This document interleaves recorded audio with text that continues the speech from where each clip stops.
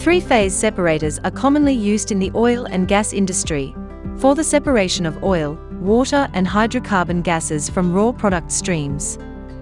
All crude oils contain dissolved gases that will come out of solution once oil is brought to the surface. The amount of gas in the oil is referred to as the gas-oil ratio, or GOR. Depending on the GOR of the product stream, three-phase separators may be aligned horizontally or vertically. Vertical separators are often used when the GOR is low, and there is a small volume of gas to be separated from the liquid constituents. Horizontal vessels, on the other hand, are used to separate mixtures that have a high GOR. Much of this is due to the fact that they have increased surface area, which facilitates separation of gases from the oil. This is a high HP high pressure separator of 1440 psiz. This will be installed in the downstream of the wellhead. This separator is designed for the 1440 psiz and 100 degree C temperature for the source service. It is designed as per the API 12J as a process design, and mechanical design is done as per the ASME Section 8 Division 1. This separator will be installed for the leading oil and gas client for India, ONGC, for the Rajamundry location, Andhra Pradesh. Well line connected here. One shutdown valve is provided in case of pressure of the vessel goes very high. In that case, this shutdown valve will act and stop the line. This is well fluid inlet line. There is an inlet device. Multitex make vane type inlet device is provided here for the primary separation. Once fluid comes in a three-phase, it will divert it and reduce the momentum. Vane pack device will act like as a primary separation and distribute the fluid. Liquid goes downward in downward direction and gas travels by its drag force to the upward direction. This is gas outlet line. At the inside of the vessel, there is a demister pad or mist extractor, you can say, to entrap any water or moisture vapor so that it should not carry with the gas. After primary separation, now we come to secondary separation chamber. That chamber will be used for the liquid-liquid separation, oil and water. Oil and water both has density difference. There is a wear plate inside the vessel. From that compartment, oil will travel from a different level, from determined level to the next compartment, and water and oil interface will remain in primary compartment. There are pressure transmitters, temperature transmitters, and back pressure control valve. Pressure plays a vital role in the separation of gas. As we know, gas is compressible, so based on the pressure change, it will change the volume. This is temperature transmitter to check the temperature of the separator. This is pressure transmitter.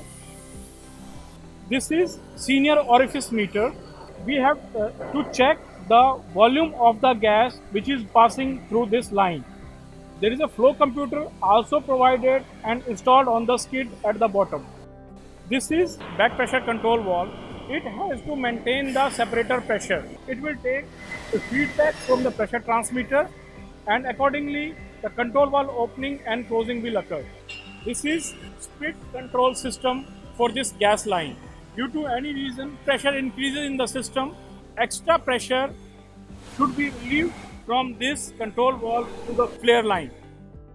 There are two numbers of pressure safety valves provided to protect the system from the overpressure or any mechanical damage.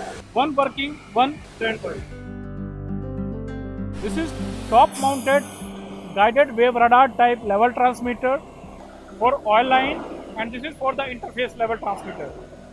The feedback of the level will go to the PLC, and accordingly the control valve opening and closing will be controlled through the dedicated PLC for the separators provided. As explained, it will separate in three phases: gas, oil and water. Based on this separation will happen based on the gravity separation. gas will go in upward direction and oil and water will separate here. This is oil line and it's access valve, shutdown valve. Its major function is if any disturbance in the levels, the shutdown valve will shut off and line will stop here. It's an isolation, manual isolation valve mainly to isolate the line. Further, it's a strainer so that any solid particles will not carry to this liquid line. If anything will help, it will entrap here and it can be segregated out. Level plays a critical role in the separation of oil and water.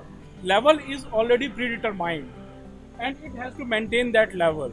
If level goes up or due to any abnormal situation or down, this will take a feedback from the level transmitter, which will act level transmitter and level controller, and accordingly it will allow this line to pass the liquid. This is for temperature measurement and this is for the pressure measurement. And it's a non-return valve, so that flow cannot be back to the main line. This line is water line. You can see it's a shutdown valve. This is an isolation valve for the manual isolations. It's an electromagnetic flow meter to measure the flow which is passing through this water line. You can see the volume here as well as in the PLC system. This is interface level control valve. It will have feedback from the level transmitter which is mounted in the vessel. Based on that feedback, this level control valve will maintain the level of the water, and if level goes disturbs, control valve opening and closing will be changed accordingly. It has a predetermined value for the levels and it has to maintain that. This is a dedicated PLC of this S3 separator package, and as explained, this package is fully automated and controlled by this PLC panel. You can see the screen, pressure switch, transmitters, level transmitters, temperature transmitters, all the control valves and all the transmitters. It has provision for the alarm history, reset, summary, trends and everything. Multitex 3-phase separators are thoroughly tested at the shop itself for shutdown valves, control valves, flow meters, and functional test of PLC, as per the designed logic, so that there should not be any issue created at the plant. It's totally a modular system. Once it's installed, you just have to plug the line and it starts its operation.